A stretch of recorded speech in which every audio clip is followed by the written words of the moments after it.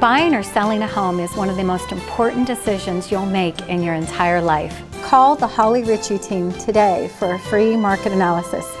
Good evening, everyone, and welcome to a very special episode of Spanning the Need. Tonight, we celebrate Veterans Day, which is tomorrow. And we have a great individual upon us, and we want to honor our military veterans. And to do that is a longtime Army veteran and advocate for the United States military, Leo Connley Jr. Leo, thank you for joining me. Well, thank you, sir. It's a pleasure to be here. Well, we appreciate you coming, and I mean, we talk about Veterans Day as some that we want to really embrace and honor those individuals because there's a lot out there, and we'll get into that down the road. And if people don't know who you are, which you've been around a long time, you've been an advocate of military veterans, of the local community. Talk a little bit about your background and talk about yourself and just. Well, what happened was I had gotten sick. I had an open heart done. It was in my 50s, and at that time I'm selling groceries. I'm making $100,000 a year's benefits. Now I'm a guy with an open heart, have no idea where I'm going to go from here. So I'm out mailing a letter out in North Lima in the post office, and I seen a sign up there, a guy named Attorney DuPont from down in Florida. You got anything veteran you need? So, I'm the kind of guy, I never say never, so I pulled it off the board. I called the guy, and he got my claims going, he's got everything going. And then as I went along through my journey over 20-some years, I noticed what the veterans didn't know.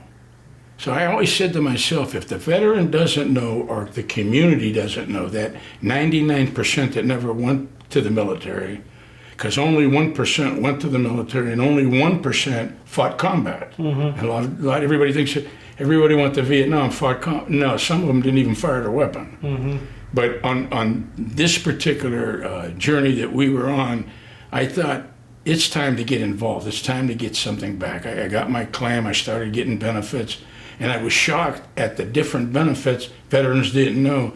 So I'm right in line with what you're doing here today, is to be able to educate that 99%. A lot of them ask me about my Purple Heart, and I'm sure we'll talk about it down the road. But I've talked to young kids that didn't know what a Purple Heart was, didn't know why you got it. So that's when I started getting the word out, teaching them, doing more marketing, for lack of a better word, to be able to, if they don't understand, it's because we didn't teach them.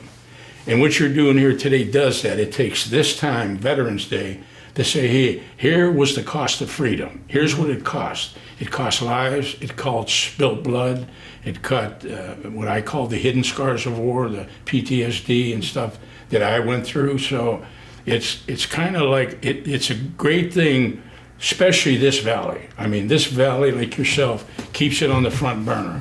You can't forget in Youngstown, Ohio, or Mahoning County, because we have enough people involved to teach you what's out there and what should be taught to the 99% to get them to at least understand our war, why we had it, why we're there, why maybe somebody is the way they are. They don't understand. It's no different than when you fell off your bike when you were a kid. Especially when we talk about mental health across the country. And that's huge. Exactly. No matter if you're a veteran or a non-veteran, it affects everyone. Well, actually, to be honest with you, it kind of helps the non-veteran, because when they see a strong veteran come forward and says, hey, I've got PTSD, these are my issues, well, maybe it's something I had to talk. I'm a recovering alcoholic, and I went through the same thing with alcoholism. I was able, once I learned the tool to deal with alcoholism, I was able to come out and say, that's me, that's what I did, and that's this, and it was easier to point stuff out. And I've gotten more feedback from veterans that call me and say, hey, can you meet me? I won't meet them if they're drinking. Right. You want to go at a restaurant, have a cup of coffee, I'll sit and tell you what I did. It don't work for everybody. And I think you look at it, and we know that you served in Vietnam. Yeah. Okay. A war that was a very controversial war for many years, no matter what side you're on. Right. Okay. Agree or disagree. And it's it's not a war that people wanted to be in, serving. Because I've heard stories from veterans, and I wanted your take. Like, what was the experience like in Vietnam? Like you said, Well, not many they people had have to done shoot. They've been on the back front, not actually in there. See, they have a misconception, the kids today. Right. Our generation, you either went to military or you went to penitentiary or college. So there was no in between. This is probably the most shameful time of this country, is when a soldier was told coming back from Vietnam he shouldn't wear his uniform home. He should take it off. So we weren't welcome back. We were spit on, baby killers, and I don't think, again, back then they had a chance to have somebody explain it to them. You know, when I went over there, I went over March 28, 1967. And probably the first 3 or 4 days, I noticed nobody's talking to me. I got a green uniform on. So that night they said, you're going to be going out, dig a foxhole, and in the morning we're going to take this hut over. I was like baffled what I'm supposed to do. I'm asking people. Nobody wants to talk to me because they don't want to get to know me. And further down the trough, I learned why. They don't want to know my name. I could be there one day, I could be there 360. Yeah, wasn't there they said that correct me if I'm wrong, that there was a certain time limit that a soldier got on and passed away because of death. That they were only alive for a certain amount of time. Well, there was, I should have had the name, I was going to write it down. The first guy that got killed, or the first guy that lied and said he was 16 and got into the war. But I'm told that night we're going out, I dug a little bit of a foxhole to sleep in, and in the morning, as soon as dusk comes, we're going to take this village. So luckily this guy, Rocco, helped me a little bit. Now he had all dirty uniforms, so I know he was there a while. But he didn't really want to know who I was because, you know, I could get killed in this massacre tomorrow. So the order comes down and says we are to go in anything that moves in the hut. And back then when we got there, we had M14s. Then they come out with M16s. So first thing in the morning, we attack. We go in. The first hut I go in, I spot Charlie. Now Charlie's the Viet Cong. And I spot him. I popped him. I killed him instantly. And when I come out of the hut, I went to other huts and helped kill who's ever there. And I come back and man, I mean, my head's spinning because I don't know, this is what we're over here for. Well, even when the door gunner got killed, because 6 months I was a foot soldier, 11B-20 infantry. And then the last 6 months, I carried one of our guys to the helicopter to take back the Red Cross. And the gunner got popped and the blood went all over. I mean, it for lack of a better word, it looked like pasta vasul, I'll be honest with you. Yeah. The inside of the brain. So we fly back to the Red Cross. In fact, I rode on the runner and the M60 to hold on. And we get there and the captain asked me, I moved the gunner that got killed out of the way, and he asked me if I want to be a door gunner. Well, man, you can get me out of the jungle. I mean, the jungle at night, I couldn't see that wall. I mean, it's black. It's pitch black. And if anybody tells you they weren't scared, they're a liar. And anybody tells you on this camera they weren't scared over there, they're lying to you. Just close the camera up. It's another lie. I was scared to death from this day to the day, March of '68, that I got out of there. But I ended up being a door gunner, and I got to see more. You know, I got to see what's really going on. And you can hear Westmoreland, he was in charge, and Westmoreland would call down, this is 6 from grid square such and such, would be like Mahoning Avenue to the right, no free fire. On the other side, grid square such and such is free fire. Anything that moved, like every 5th round was a tracer. So I would take it, I'd have a 200 round box and have 5 of them under my seat. So I would take it and walk it right up to Charlie, and just splatter him, and then the captain, I'd tell him, bank on my side, and then I hit him some more, make sure he's dead. I mean, we knew he was dead right away, because every 5th round's a tracer. Those bullets are probably this big. 7.9. Yeah, I can only imagine, like, in just being there, and just I can't wrap my head around what happened there let alone there or any war. Well, I think nobody could. I don't think there's anybody who can say, I'm comfortable with this. Right. I wasn't comfortable from the first day I killed until the last day I killed. And I've done a lot of killing. I've probably killed over 70, 80 kooks, different operation billings and different operations I was in. I was in 3 major. I was in counteroffensive 2, 3, and the Tet offensive was the most bloodiest. That was January 31st of 1968. That was the bloodiest year over there. That's hard to, that whole thing is hard to comprehend. And you actually, going through the Vietnam War, you actually rescued someone. And that's how you got your Purple Heart. What had happened was there was Operation Billings, and what it was 5 kill zones, like A, B, C, D. We were in D, we being the 1st Infantry. Now, the 25th may have been over in the 4th, and it was between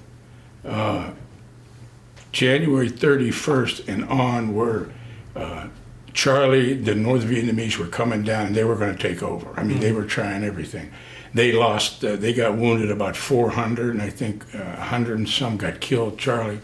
And that was probably the scariest time that you had to really be frightened. You had to be on your toes, you couldn't hesitate for a minute. So I seen one of our soldiers down, and it looked like Charlie next to him was dead. So I crawl over, I go to grab him, and he cuts me on the arm here. And then I went to get my knife to cut his throat, and he caught me in here, but he didn't catch the spleen. So I cut his throat, I killed him, I took the soldier, put him on my shoulder, and went to the helicopter. And what happened is I come back, one of the medics says, "Hey, I can butterfly that." I'm 19, I don't know what butterfly is. Yeah, whatever you got to do. So he showed me how he butterflied it, and then he hit me with morphine. So I said, well, then I'm not going back to the Red Cross, because what happens, you go back to the Red Cross, now you come back to the 1st Infantry, but you may not go to that squad. Right. And I already knew everybody. I knew everybody, if they go to move, I know why they're moving. So, like if he holds up, I know there's a string across. You can stick your foot in the bungee cords, or you can set a grenade off. Well, if Rocco in front of me, I knew exactly what he was doing. So I thought, if I want to get away from this, I may get myself killed. So this guy, Dean Babcock, he's from Michigan. I just talked to Dean about a couple months ago. And he come over, every night. We were stuck down there 2 weeks, took the baths off, put another one on, hit me with morphine, and put the bandage back. Because that fight was from June 12th of 68 till, 67 until June 26th. We even played hell getting food in. A Chinook would drop a big bundle of sea rations. But I had this guy from Georgia. As soon as I heard his voice, I told him, that's the guy we're sticking next to, because he knew the woods. So he knew what leaves to suck so you didn't get hungry. And then he'd show me how to get worms and break them and eat it for the protein. Yeah. But it sounds morbid, but you got to survive. Wait a minute, anything he told me, I heard with that y'all. Well, and then all of a sudden you're rescuing a fellow soldier. Yeah. And you're now, and 51, 52 years later, you're finally getting the Purple Heart that you deserve. I kept writing, and it was, it's now 53 years. I got it in 2019. But the actual guy that heard the story that was more pushy than anybody was Congressman Tim Ryan. He brought it before Congress. I heard it on the radio. I heard it when he was in the well. And he wouldn't give up. He said, we're going to make a wrong right. But there's hundreds of Purple Heart guys that never got the Purple Heart, because if you didn't come back to the Red Cross and they didn't record Leo Connley got patched up, you didn't get no Purple Heart. So a lot of generals seen that now, and they go, no, this is a Purple Heart. They didn't think nothing about it. In fact, he called me, it was just before Christmas, and he says, hey, you got the Purple Heart, and they're going to try to upgrade me to the Silver Star. And that's what this one was about. They give me 3 Army commendations with V device on each one. I've got about 22 medals.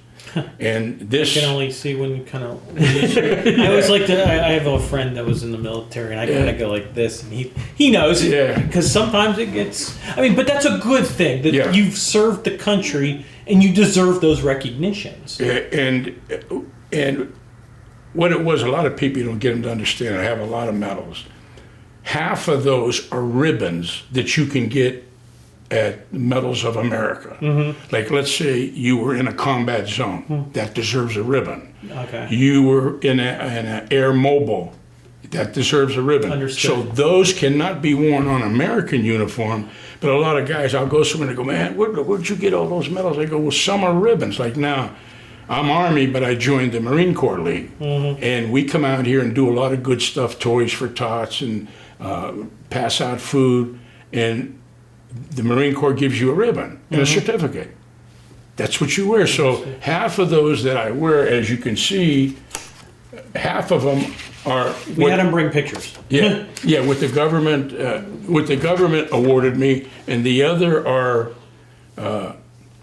for ribbons that anybody can wear. Any guy who's in Vietnam, if you can justify that ribbon. What did that mean to you?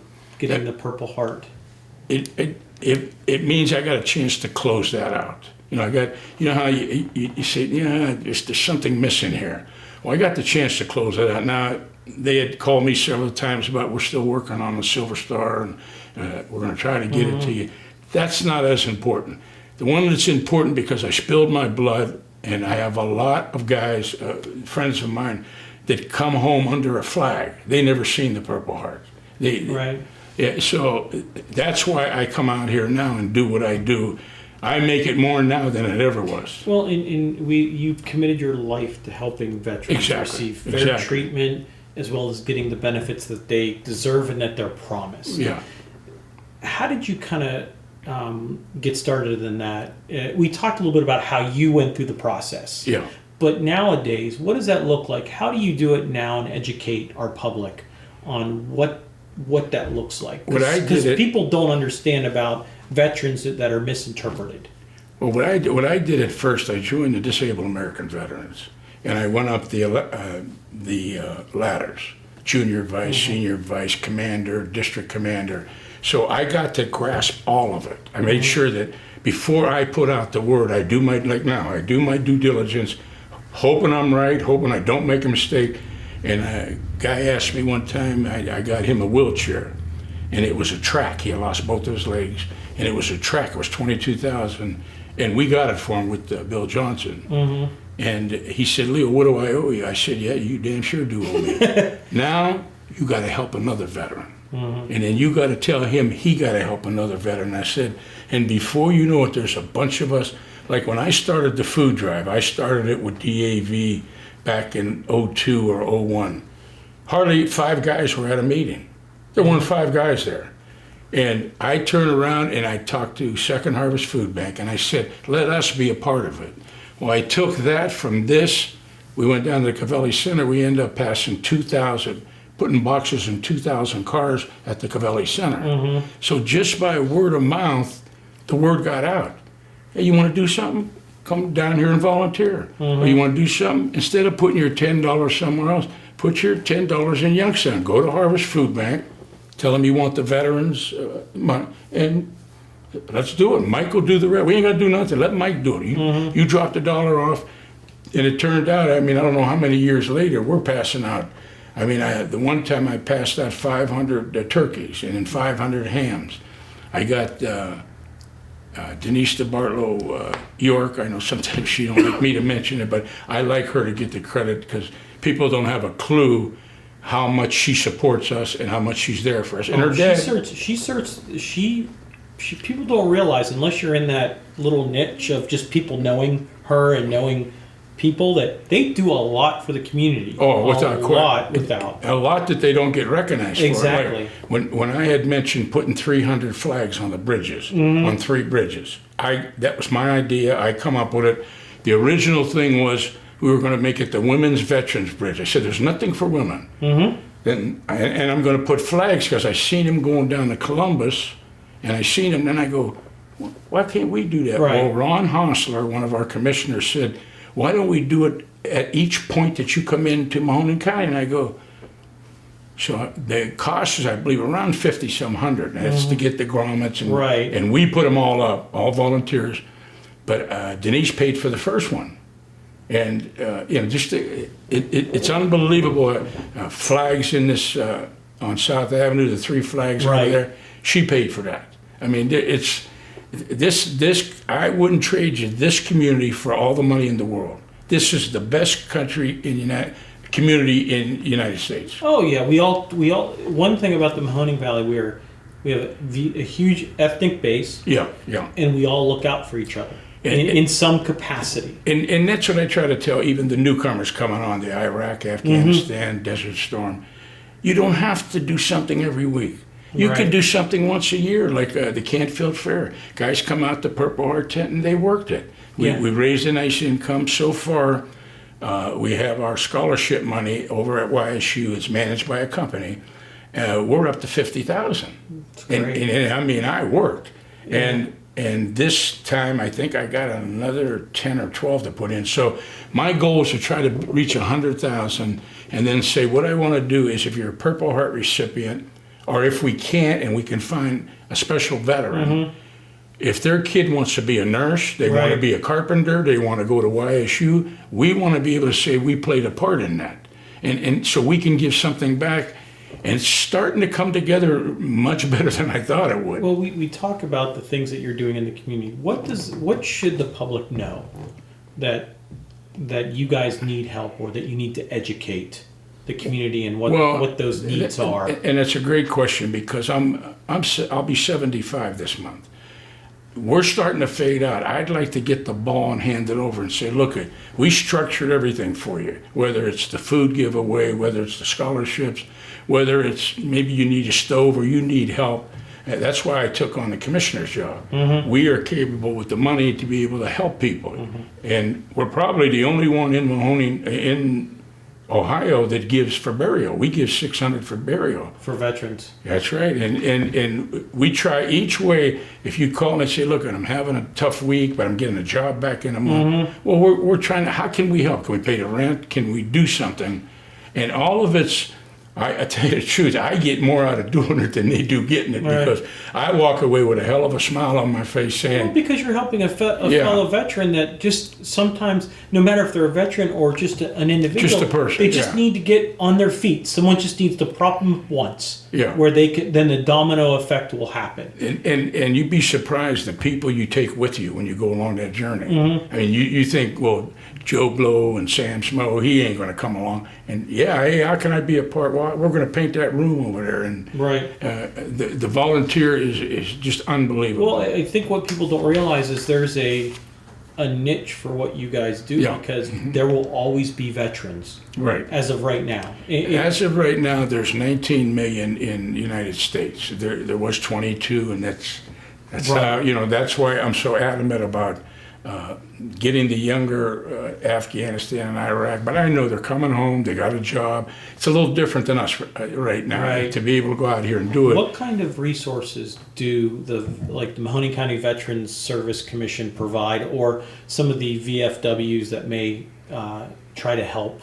Well, veterans? If you come to Mahoning County Veterans Services, we help you with your claims. We help you with your schooling, get you a ride to Wade Park if you need a ride there. And we're there for anything. We have a budget of probably 2.8. It's 0.5 of the assessed value of the land. And that's how they determine our budget. And then there's me, I'm a Purple Heart. Brian Kennedy, he's with AMVETS. Another one is with DAV, Dale Behringer. And Jim Dill, VFW, and Ron Hostler is with American Legion. Now, us 5 control that. And then we kind of, Susan Krawcheck, she's our executive director, we kind of let her do her thing, and she'll come to us and say, hey, we need this, this, and this, and then we'll meet on Tuesdays to make sure Anthony really needs a stove, or he needs a roof put on, or something that you need, or we need to get you up to Wade Park and get medical help. So there is extraordinary resources out there that they may not know. Without question, and we went on TV. I did that the first term I was in, is go on TV and advertise it. You know, I'm a firm believer. The only way you're going to know my product if I advertise And it. get the word out there. Yeah, and more and more, like we try to go to the fair. We try to go down hockey games. We go around enough to be able to try to get them. Let us just teach you whatever you think you need. Make an appointment with the service officer. Come in. Let's hear all that you have. You know, I had a friend of mine across the street, and she told me her husband died, and she didn't think she had anything coming. Well, he was 100% disabled. I said, your husband's got about 1,400 of coming for life, and you go on Champ VA. What? Yeah, and so we got her down there. We got a service officer to fill the paperwork out, and thank God she can continue her life as is, even though her husband died. That's a great, and you never know what she may have complications of whatever that might be. Yeah, without question. And that's good to know that there is that faucet or that compassion of veteran services. You know, I always tell them, if I can't get you what you want, then we need to look for that door where it's at. You know, people call me home 9, 10, 11 o'clock at night. Leo, I need this, I need that. Don't get mad. I go, no, I'm not mad. I say, this is what I'm here for. If you really need something, it's 24 hours. I just don't work 8 to 4. I don't do that. I said, we get minimal amount of money. We don't get a top salary like everybody else. But I'd rather have it that way because it makes that much more pleasant for me. Just helping those. Oh, without it. Well, and I think like we mentioned earlier, and we talked about how veterans come over for mental health, PTSD, and they just don't want to talk about it. They're like, oh, I'm okay, but then when they realize it, like you had a story about that people contact you and you have no problem sitting down with them and kind of. Well, see, that's where I play a big part. They already know the combat that I've seen. They already know my journey, and they know it was a dangerous one. And when they see a guy like me being able to sit down and say, this is my feelings, and this, I cried for this, and it's 50 some years later, and I still cry like I did today that it happened, they kind of bend a little bit. They want to know that who they're talking to is telling them right. Right. They don't want to hear a story. They don't want to hear some Dunkin' Donuts story. That, you know, I really want to get to the point, and I'll tell them, I'm not a doctor, but here's what I did. Now, same with alcoholism. I did my own thing. I didn't use none of these outfits. I did my own thing. I worked at it. Because it worked for you. It's 50 some years. I haven't smoked or drank. So, Right. so whatever it did, it worked for me, but it may not work for the next person, you know. Well, we know you've had a long, distinguished career. You've served the Mahoning County Veterans Commission. You've been inducted into the Ohio Military Hall of Fame for valor. I mean, you've been United Veterans Council. I could go on and on. But we understand that you give back to the community on what was given to you. The one last question I had is, if you're a veteran and you're just coming home from serving, what should be your first thing you do? I would go down Mahoning County Veteran Services, register, let's sit down with one of our service officers, and let's see what your needs are. Let's see if we can kick that door open right away, and then maybe something else medically we can work on. No matter what the situation, even if you feel comfortable, go down there anyway, just to see how they can help you and really make a difference. Well, we want to make sure that you're eligible. You know, there's like 8 groups. Right. And once they put you in that group, then they know where to steer you to, what to do and what not to do. But there's always someone out here. We'll find something. I think I remember calling you one day. Yeah. I found a gentleman. I think that was homeless, and he said he was in the military. And I called you, and I think you guys picked him up. Yeah, we got him rolling. And what we also do is, even at night when they call me at home, I'll tell them, give me your name, call me in the morning. I want to make sure first you're not drinking, because I'm not wasting my time. Right. But, go waste it with somebody else. You can stay homeless as far as I can. Right. If you're sober and you're saying you want help, I'll find a door. Like we had one guy, he needed a stove like yesterday. So I went over his house, right over there by the office, and So I went around, I knocked on some doors and said, hey, I'm just going to get one. I go, can I have this one? All I had to do was change the cord. So I changed the cord. I couldn't lift it, but two guys were with me, lifted it, put it in the truck, went and bought the cord, we put it on, and it's there nice. I call them. Well, I think it's the little things. Yeah. Sometimes just talking to them. Yeah, I think some people just want to be heard. Yeah. Some people, especially when the pandemic, probably hurt a lot of people because they couldn't talk to people. They had stayed kind of in their bubble, if you'd like to call it. Oh, it shut us down. Yeah, I mean, and you look at that, and that's a great thing. And we hope that veterans will go see the Veteran Services Commission of Mahoning County as well. There are others across the state. Please you could probably Google if you have questions. I have a feeling Leo will be able to help you and guide you in the right direction, no matter where you are in the state of Ohio or the United States. Well, fortunate for me, I'm going to be, next year I'll be the commander of the state of Ohio for the Purple Hearts. There you go. So I'll be able to extend my arm out more. But I want to leave you with this. I'm asked all the time, would I do it all over again? There isn't enough gold in Fort Knox. There isn't enough money printed to stop me. It was a privilege to wear that uniform. It would be a privilege to put it back on again. I would do it tomorrow. So I'm proud of the uniform we wear that they spit on.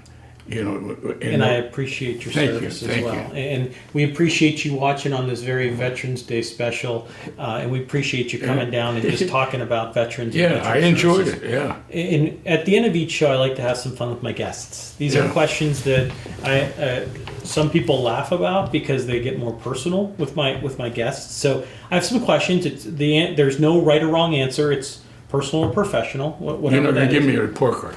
Yeah, they will do the report card. Everyone's laughing in the background of the studio. So here we go, rapid fire. What's your best memory?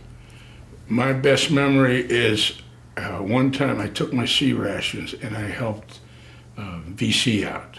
They were hungry, and I fed them, and that was like a tattoo in my head. I never forgot that when I flew away from there, I did one thing good. That's my mental thinking. Okay. That's it. Like I said, there's no right or wrong answer. And that's interesting stories that we hear from people. We've heard a lot of different things across what's your best accomplishment? You mean today? Just in general. It could be your whole life. There's nothing better when I sit with my wife in a restaurant, and one time with my peripheral vision, I could see a wife, and two kids in a booth. And the guy walked over to me, and I had my wife go to the bathroom. I was setting myself up to hit him, and I had no idea what he was coming over for. So he come over and he said, "Are you Leo Connley?" I said, "Who's asking?" And this is like who's asking? Yeah. So he says, "Well, about 10 years ago, you got me over." No, it had to be longer because it was Perkins on Mahoning. And he said, "You sat me down and you got me on the road to quit drinking." He says, "And here it is. All these years, I've got those two kids and that wife because you taking out time." I mean, you talk about pumped up. You couldn't talk to me that day. My head was so big. Well, you kind of get giddy, like a little kid, like a little kid at a candy store. Yeah, exactly. And because that's. I kind of get giddy in a candy store. Yeah. I'm Italian, but yeah, I get it. I get that you, no matter little things, that you've helped people down the road. It's amazing, when people talk about money and houses and gifts, and you think the smallest thing doesn't cost anything. Health, just a convert. I get it. I get it. Yeah. I get it. Who's your role model? Jesus Christ started. Okay. Now I talked to his father. I've been through 15 major operations, had 4 open hearts due to injuries in Vietnam. I'm still dealing with them, still may lose my legs, but without God, without praying to God, I'm not one of those guys running around with a cross. That ain't me, and I don't have to be in a building. I pray every day and every night, He give me what I got. I'm happy. Strength. That's right. Oh, it's unbelievable when they tell me, you can't do something. You what?